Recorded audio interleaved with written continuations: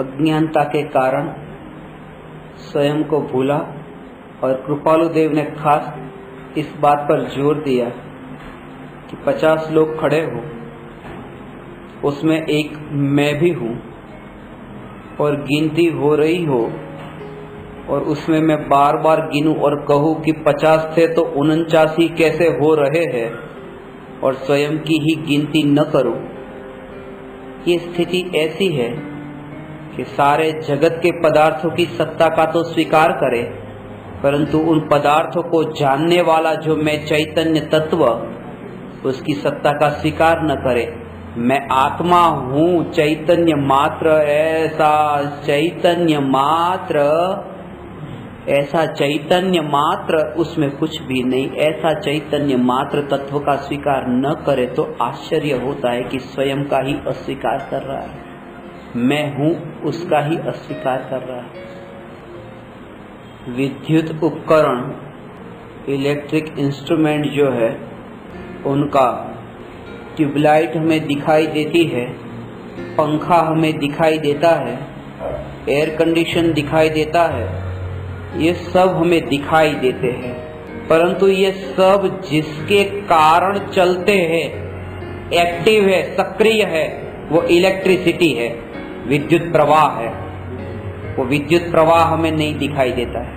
उसमें कृपालु देव ने बहुत गहराई से ये बात बताई कि यदि अंधेरा हो और उसको हमें पढ़ना हो तो पंखा है, वो पंखे से पढ़ा नहीं जाएगा, वहां ट्यूबलाइट बल्ब, वहां पर वो चाहिए। और यदि गर्मी हो रही है तो वो ट्यूबलाइट काम में नहीं आएगी, वहां पर पंखा चाहिए। उसमें ये बताया कि प्रत्येक इंद्रिय जो है, पांचों इंद्रिय जो है, वो अपने अपने विषय को ही जानती है, दूसरों के विषय को नहीं जानती है। जैसे पंखा है, अपना हवा देने का काम करता है, प्रकाश देने का नहीं। ट्यूबलाइट है, प्रकाश देने का काम करती है, हवा देने का नहीं। रेफ्रिजरेटर वस्तु को ठंडी करने का काम करता है, वो पंखा भी नहीं करता, वो ट्यूबलाइट भी नहीं करती। वो माइक्रोवेव वो गर्म करने का काम करता है, वो रेफ्रिजरेटर भी नहीं करता है, पंखा भी नहीं करता है, ट्यूबलाइट भी नहीं करती। मैंने सभी वस्तु अपना अपना कार्य करती है। जैसे आंख देखने का कार्य करती है मगर कान नहीं कर सकते देखने का कार्य, कान सुनने का काम करते हैं मगर वो बाकी की इंद्रिय नहीं कर सकती। सभी इंद्रिय अपना अपना कार्य करती है। और ये कि अपना अपना कार्य, सभी इंस्ट्रूमेंट अपना अपना कार्य करते हैं, दूसरों का नहीं। और अपना अपना भी तब करते हैं यदि इलेक्ट्रिसिटी हो तो, नहीं तो नहीं। ऐसे ही इंद्रिय अपना अपना काम करती है, वो तब करती है जब आत्मा हो, आत्मा नहीं हो तो वो अपना काम भी नहीं करती। और कभी आप टीवी देख रहे हो, उसमें क्रिकेट की मैच चल रही हो और खेल का अंतिम दौर हो, 15 मिनट का खेल बाकी हो और भारत जीतने की तैयारी में हो और लाइट चली जाए, तब लगता है अरे इलेक्ट्रिसिटी चली गई। कहने का अर्थ है जब होती है तब तो उसकी महिमा आती ही नहीं, जब जाती है तब महिमा आती है। ये आत्मा भी है, उसकी तो महिमा आती नहीं, जब जाता है तब महिमा आती है, तब महिमा आती। जब होता है तब तो हमने उसको इतनी पीड़ा दी, इतनी पीड़ा दी, इतनी पीड़ा दी, नारकी को पीड़ा देते हो ऐसे पीड़ा दी। और उसके जाने के बाद में बड़ा बोर्ड लगाया स्वर्गवासी, पहले तो नरक की तरह रखा था, अब स्वर्गवासी बना दिया, क्योंकि वो चला गया ना, जाने के बाद ज्यादा महिमा आती है। उसका कारण है अहंकार है ना, जो चला गया है ना, जो वो अहंकार को ठेस नहीं पहुंचाता, जो जिंदा है वो अहंकार को ठेस पहुंचाता है। इसलिए कृपालुदेव ने जो जिंदा सदगुरु का वर्णन किया ना, वो इसीलिए किया। जो जीवित नहीं है ना, वो आपके अहंकार को ठेस नहीं पहुंचाते।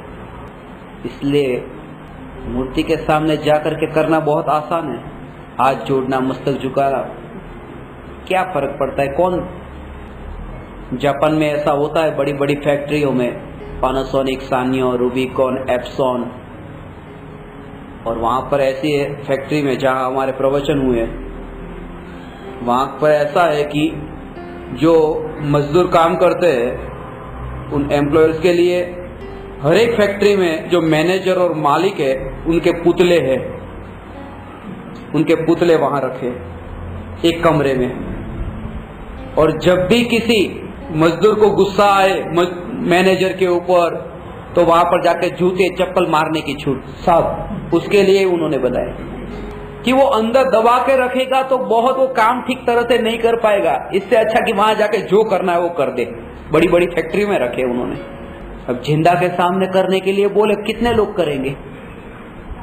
मूर्ति के सामने कोई भी कर देते, जिंदा के सामने कुछ भी करना हो 10 बार विचार करना पड़ता है। उनका कहना यही था। फिर उनसे जब बात कही तब उनको भी समझ में आया, अभी 2-3 फैक्ट्री में से तो निकल चुके हूं, कि भाई ये उपाय नहीं है गुस्सा निकालने का, दूर करने का। यदि ये उपाय होता तो ज्ञानी शास्त्रों में यही बात बताते कि जिस पर गुस्सा आता है उसको मारपीट कर दो, बस गुस्सा निकल जाएगा। और पुष्ट होता है, दृढ़ होता है कि सचमुच मैं इस कार्य का करने वाला हूं, देखो मैंने करके दिखाया। वो एक और दृढ़ता आती है कि मैं कर सकता हूं, मैं इसका बुरा कर सकता हूं, इसका बिगाड़ सकता हूं, वो एक दृढ़ता आ जाती है। वो भाव जाता नहीं है। प्रत्यक्ष सद्गुरु की महिमा बताई कि वहां जाएंगे तो जो घटित होगा ऐसा परोक्ष भगवान में भी घटित नहीं होगा। इसलिए भले ही भगवान की मूर्ति के सामने बैठे हो, परंतु याद ये रहे, भले ही गुरु भी न हो, परंतु स्वयं की जागृति रहे इस चैतन्य की। एक कमरे में हो सूरज की तस्वीर और उसी कमरे में हो जलता हुआ दिया। कौन महान है? तो जलता हुआ दिया महान है सूरज की तस्वीर से। भगवान की मूर्ति सामने हो और यहाँ मैं हूँ, मैं महान हूँ भगवान की मूर्ति से, इसलिए क्योंकि ये दिया प्रकट है, प्रकट है। और खास बात यह है कि यदि ये दिया प्रकट नहीं होता तो वो सूरज की तस्वीर है, वो पता भी कैसे चलता, अंधेरा ही होता। तो तस्वीर का पता भी चला वो जलते दिए के कारण। वहां भगवान है वो किसके कारण पता चला? इस जलते दिए के कारण। मैं महान हूं, वे नहीं। ऐसी स्वयं की महिमा भगवान की तस्वीर से यहाँ जीता जागता चैतन्य तत्व महान है। और यहाँ तो ये कहा कि जीते जागते भगवान से भी ये जीता जागता भगवान महान है, क्योंकि वे पर है और मैं स्व हूँ। वहां ये करना पड़ता है, ये विकल्प है। आत्मा के अस्तित्व के संबंध में एक सूक्ष्म बात, जब कोई व्यक्ति कहे कि मैं नहीं हूँ, मैं नहीं हूँ, ये कहने के लिए भी उसे होना जरूरी है कि मैं नहीं हूँ। मैं हूँ ये बताने के लिए तो उसे होना जरूरी है, नहीं हूँ ये बताने के लिए भी उसे होना तो जरूरी है, यदि उसे बताना हो कि मैं नहीं हूँ। इसलिए कृपालु देव ने कहा कि जो शिष्य कहता है कि आत्मा नहीं है, वो जो नहीं है वो बताने के लिए वहाँ है, तो इससे ही उसके होने की सिद्धि हो गई कि वो है। नहीं हूँ इसमें होने की सिद्धि। विद्युत उपकरण है, वे विद्युत उपकरण आंखों से तो दिखाई देते हैं, विद्युत प्रवाह नहीं दिखाई देता है, परंतु विद्युत प्रवाह का अनुभव हो सकता है, करंट का अनुभव हो सकता है, दिखाई नहीं देता। कभी कोई वायर लाइव वायर हो, दिखाई न दे, कहीं हाथ लग जाए तो अनुभव होता है, दिखाई नहीं देता। ऐसे ही आत्मा दिखाई नहीं देता, ये इंद्रियां दिखाई देती है, परंतु आत्मा का अनुभव हो सकता है। और एक बार जिसे करंट का अनुभव हो जाए तो दोबारा करंट के पास जाता नहीं है। ऐसे ही आत्मा का अनुभव हो जाए तो आत्मा से दूर जाता नहीं है, क्योंकि करंट का अनुभव हुआ, उसमें जो दुख हुआ ऐसा दुख कभी नहीं हुआ था पहले, इसलिए वहां पास में नहीं जाएगा। आत्मा का अनुभव जो सुख प्रकट हुआ ऐसा पहले कभी नहीं हुआ था, इसलिए आत्मा से दूर नहीं जाएगा। और वो स्थिति एक छोटे से बच्चे जैसी होगी। जैसे छोटे बच्चे होते हैं, या मिठाई का बॉक्स रखा हो, उसमें से वो मिठाई एक बार खा ले और फिर मम्मी पापा कोई आ जाए तो वो वहां बंद करके दूर चला जाता है, इधर उधर घूमता है, नजर वहां बॉक्स पर ही है कि कब ये मम्मी पापा चले जाए और मैं उसमें से मिठाई खा लूं। वो ऐसा देखता ही रहता है कि कब ये जाए, कब ये सब जाए और वो मिठाई में खाओ।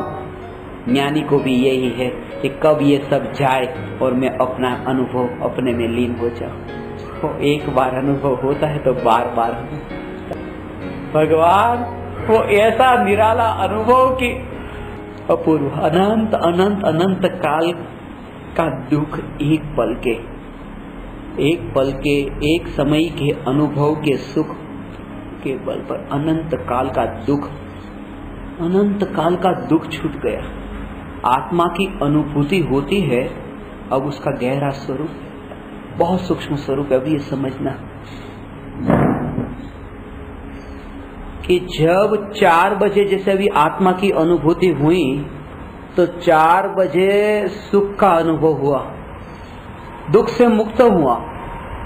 तो कौन से दुख से मुक्त हुआ? वर्तमान के, भविष्य के या भूतकाल के? ये तीनों काल के दुख से मुक्त हो गया। कि वो भूतकाल का तो दुख भोग चुका ना, वो तो भोग चुका, अब उससे तो कैसे मुक्त हो? जो भोग लिया है वो, मगर उससे मुक्त हो गया।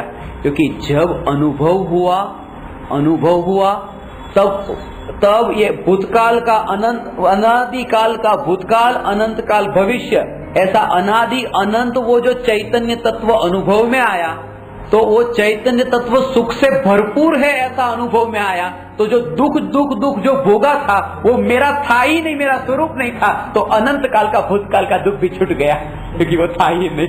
वर्तमान में ये मान लिया ये गहरा स्वरूप है भगवान, ये गहरा स्वरूप है।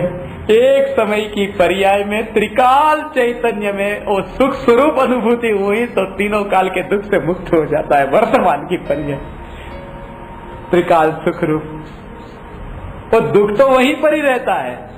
ये जो पर्याय है, ये वर्तमान पर्याय में जो दुख छूटा, तो भूतकाल का जो दुख भोगा था वो दुख तो अपनी जगह रहता है, दुख अपनी जगह रहता है।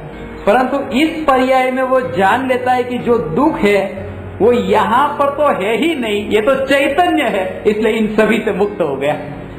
कि आज तक वो दुख का स्वभाव में प्रवेश नहीं हुआ, वो चैतन्य में वो स्वभाव की, अपने शुद्ध स्वभाव की अनुभूति हुई। स्वभाव की जब तक ये बोध नहीं होता, अनुभव नहीं होता है, तब तक ही दुख है।